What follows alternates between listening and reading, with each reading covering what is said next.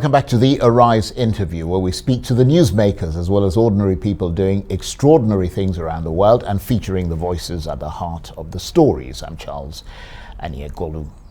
Now, as calls for a political change of direction in Nigeria based on justice and reconciliation grow ever louder and more intense, there's a new sense of indignation in the North-Central region over what they see as the long abandonment of the area.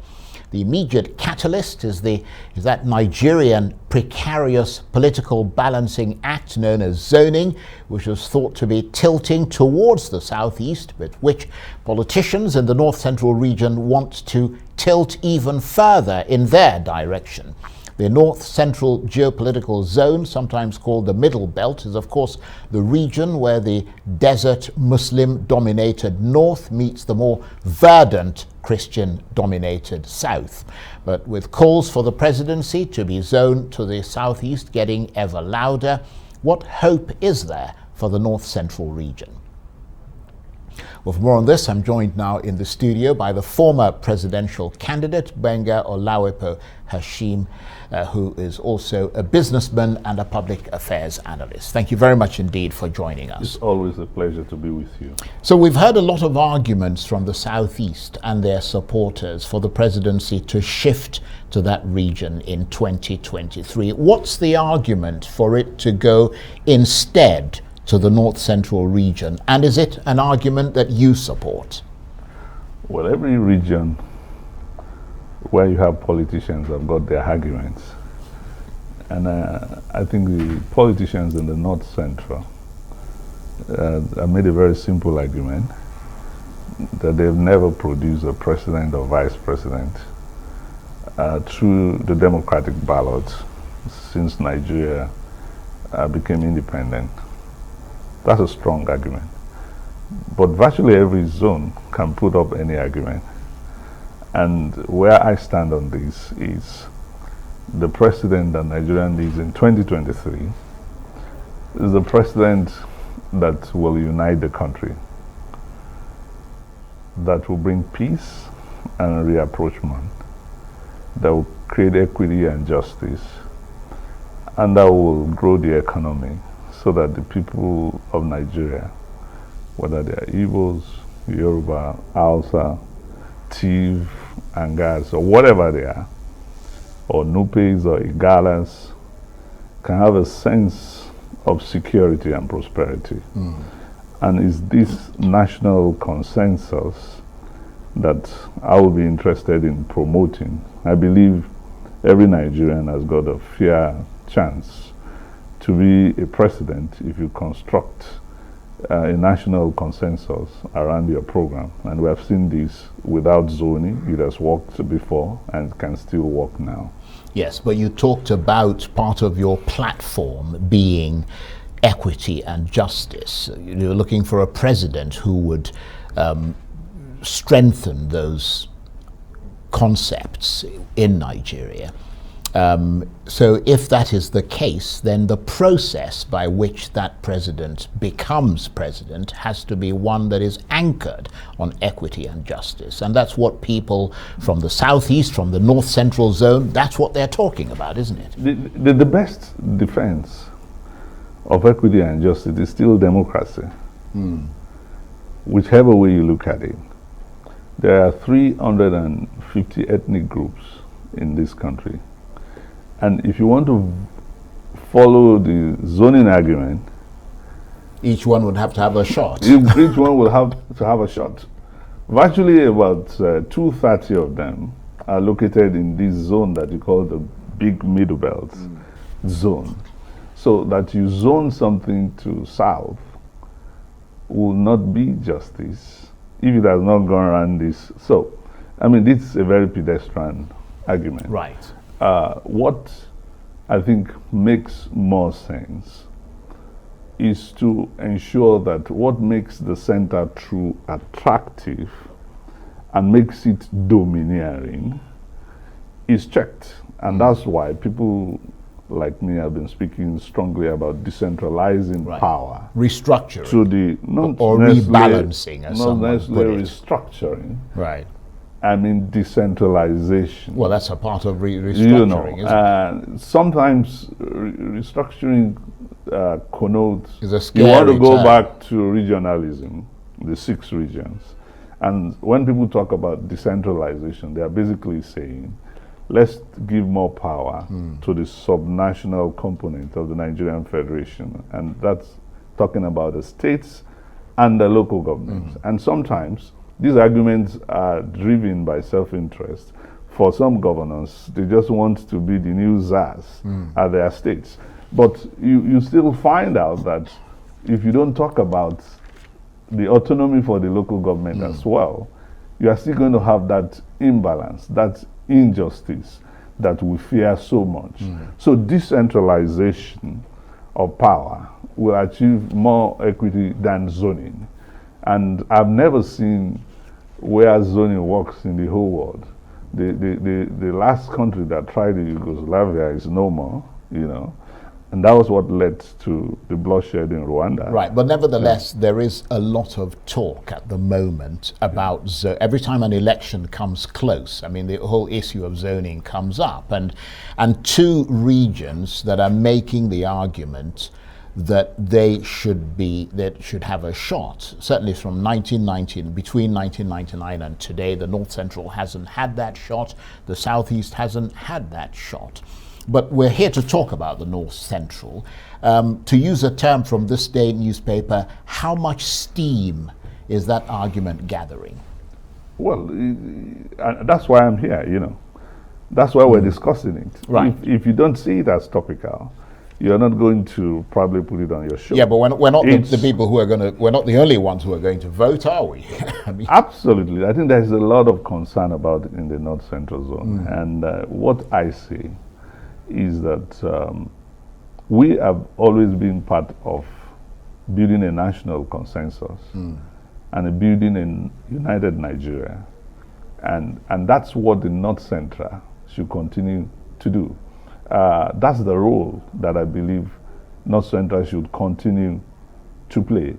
Probably because you have the North Central looking like a mini Nigeria, you know, and it's easier to find more tolerance in the North Central than in regions where you have big ethnic groups that can have the aspiration to stand alone. Yeah, but so there's a lot of argument about about the case for a North Central president? Because recently, for example, there's been the open declaration, not subtle, but the open declaration of interest from the APC governor of Kogi State, Yahaya Bello. He's pushing for a single I voice ran as in a the region. presidential candidate before. The whole Nigeria is my constituency. Southeast, Southwest, North. I will speak for the whole of Nigeria. But I recognize that ethno-religious groups that are focused on subnationality interests have the fundamental right to speak. And that's part of the consensus building process in a democracy.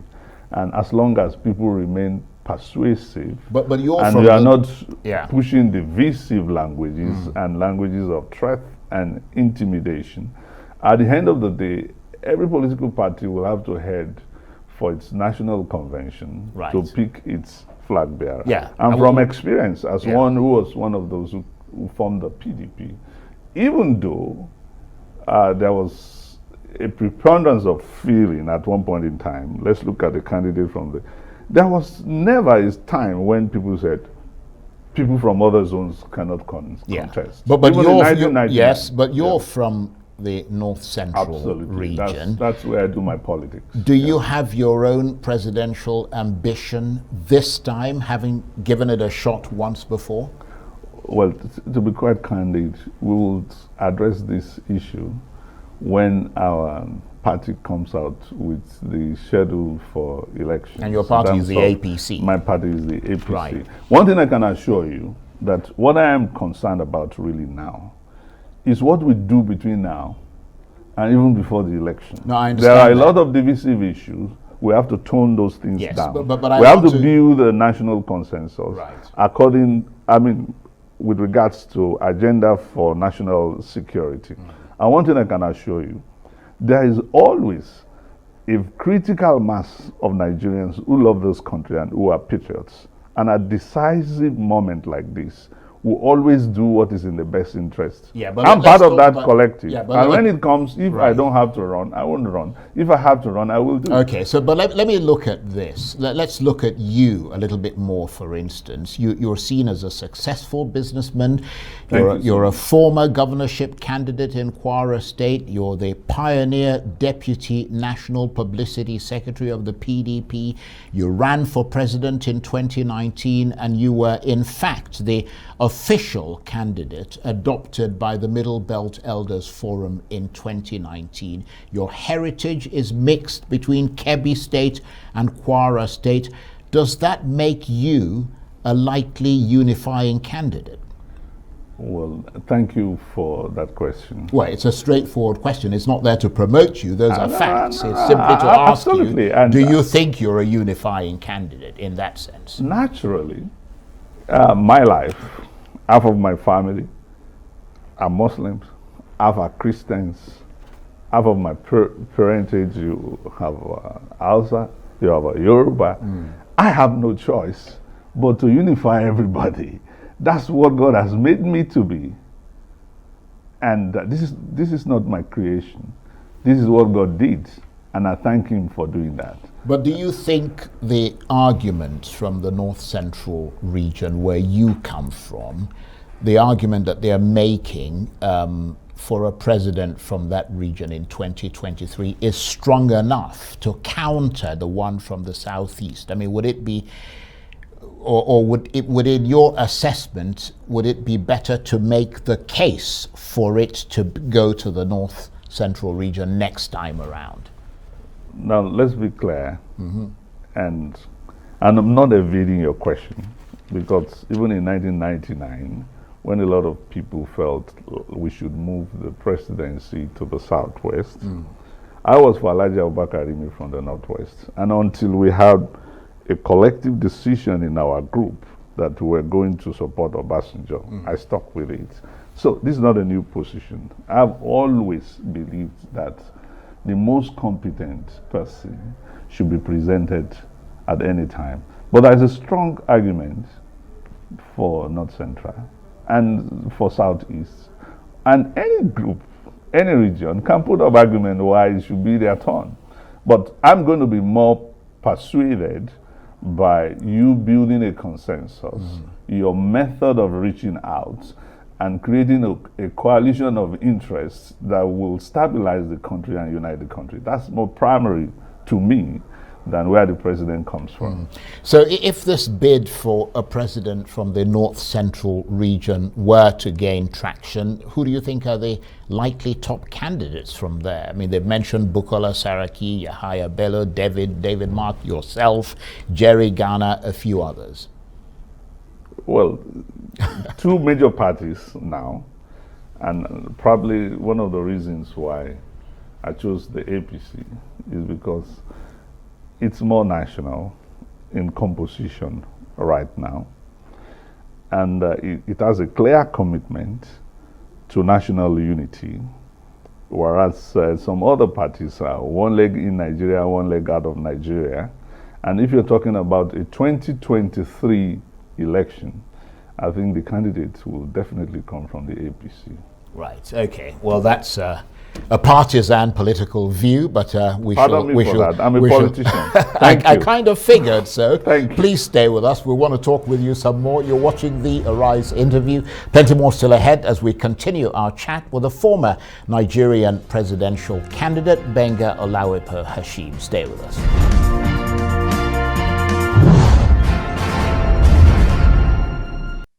Welcome back to the Arise interview. I'm Charles Eniegolu. Now, my current guest today is the former Nigerian presidential candidate, businessman, and public affairs analyst Gbenga Olawepo-Hashim.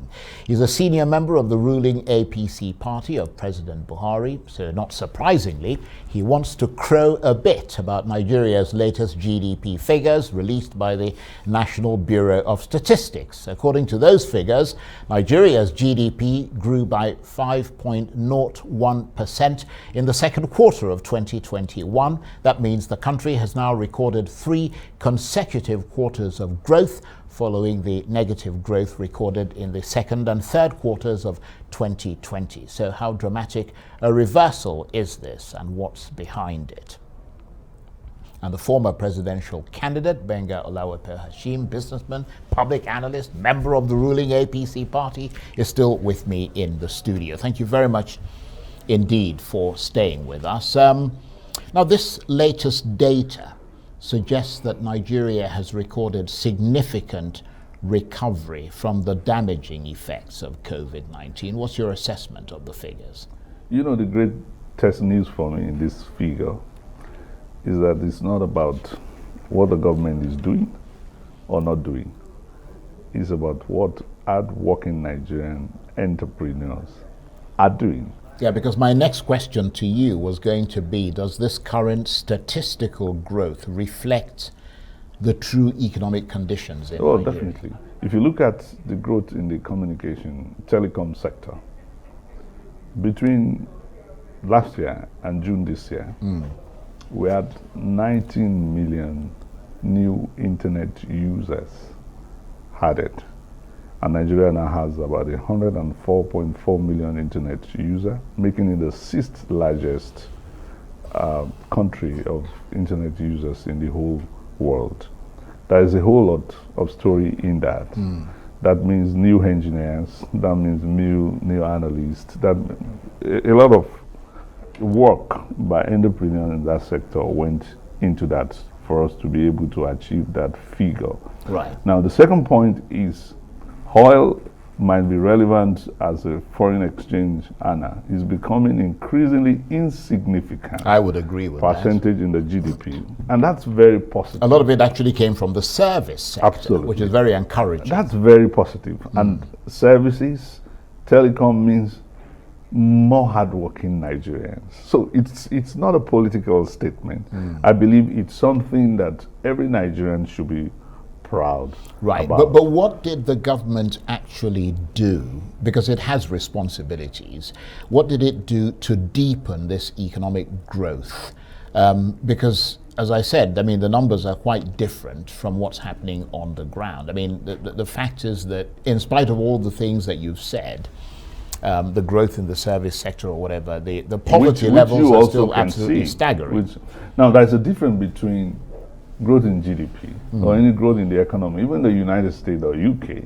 I mean, the US is an economy over 15 trillion, and you still have people who are homeless in the United States. So that's a function of social policy, social intervention policy. And the trickle-down effect, we need very targeted, concrete policy to reduce poverty. And that's a different but we're obviously keen to hear about the policy side of it. What's the policy thrust that's leading to growth in the economy and the creation of new jobs, or isn't there any? Well, there is. There's been a stable policy in the telecom sector that is attracting investment into that sector. And the regulatory framework, I believe, is more effective than you have in other sectors. And I think this is a lesson for managers of the other sectors of the economy to see what they do to relax the regulatory framework and to make business easy to do.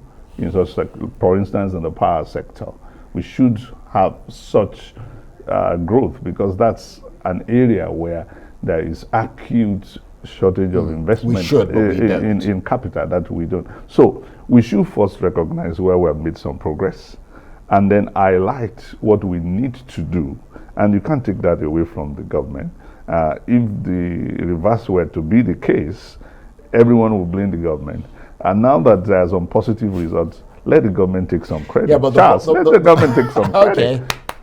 Good for you, government. But let me just say this. I mean, you talked about the power sector. The power sector preceded the telecoms explosion in Nigeria. That power sector has remained consistently down for decades. Yeah, there are serious issues of regulation, and even the way the privatization was structured, particularly in the distribution sector, because every value chain collects their revenue from what is happening in the distribution sector. And so once you have a logjam in that sector, it spirals to generation, to transmission. The distribution sector is the weak link in the privatization. Well, that's something that's been known for a while. Why does it remain the weak link? Well, I mean, I don't almost 7 years after I don't think we the have APC all the government time took over. today to look at that. But Right. I can just say that should be the focus area. Right. Once we get... And you expect that to be the next focus Absolutely. area. Okay. Once you fix distribution, where all the revenues are collected. Right now, the revenue that are collected are not up to 30% of potential revenue. Okay. And then gas producers will have to get money from that. Generation, transmission, everybody gets the money from that.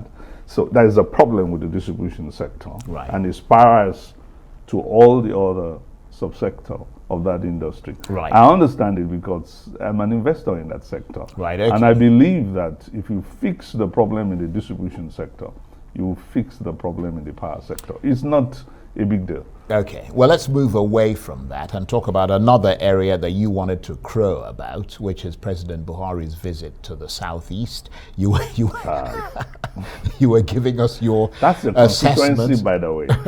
Sorry? That's your constituency, by the way. Is it? Yeah. Good Isn't it? God, I had You no should be- idea. You should be happy.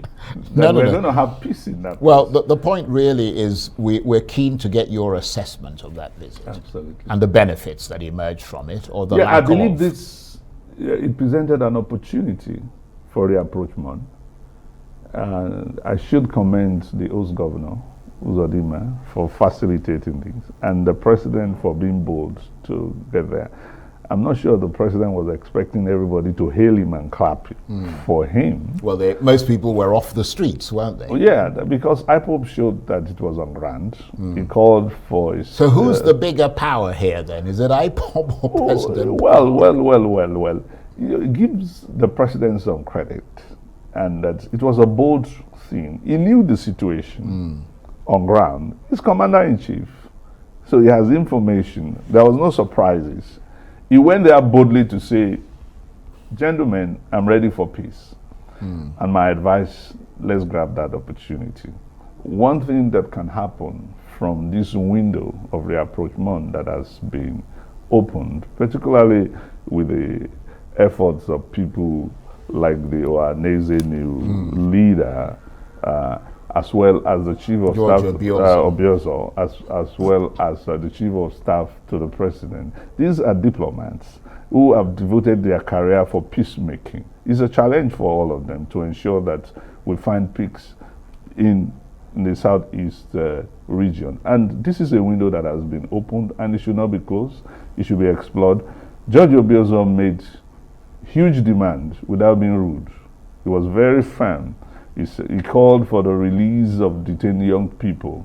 And I want to imagine that that will include the release of Nnamdi Kanu. Right. And okay. I want to imagine that government will insist, yeah, we can do it if you renounce this violence. Any self-respecting government will do that. Well, And let's watch and see what happens, and we will hopefully bring you back again if that does happen. Thank you so much. I want to thank you very much indeed, Gbenga Olawepo-Hashim, former presidential candidate, businessman, public affairs analyst. Thank you.